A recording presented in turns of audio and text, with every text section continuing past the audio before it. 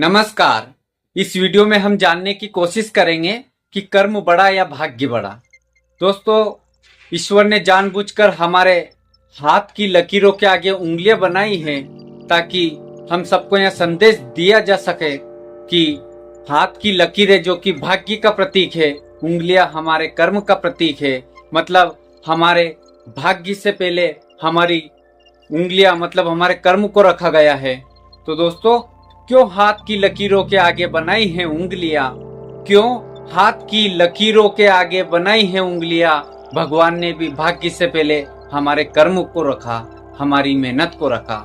दोस्तों, इस बात को और गहराई से समझने के लिए रामचरितमानस की एक चौपाई है कि सकल पदार्थ यही जग माही, कर्महीन नर पावत नाही। कर्म प्रधान विश्व करि राखा, जो जस करे सो तस फल चाखा। दोस्तों, कर्म ही सर्वोच्च है।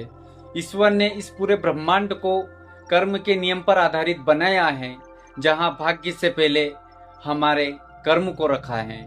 जैसा बोओगे वैसा काटोगे, जो जस करे सो तस फल चाखा का मतलब है कि जो व्यक्ति जैसा कर्म करता है उसे उसी प्रकार के फल को चखना पड़ता है। अगर हम अच्छे काम करेंगे तो उसके परिणाम सुखद होंगे और बुरे काम करेंगे तो उसके परिणाम बुरे होंगे।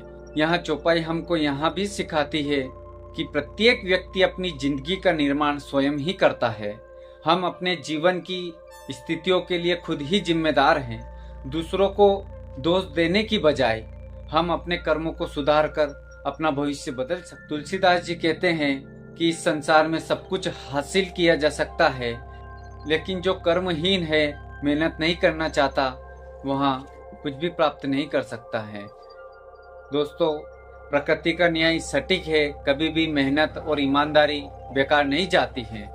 इसे एक उदाहरण से समझे कि जब एक किसान खेत में जो बीज बोता है वहाँ उसी की फसल काटता है।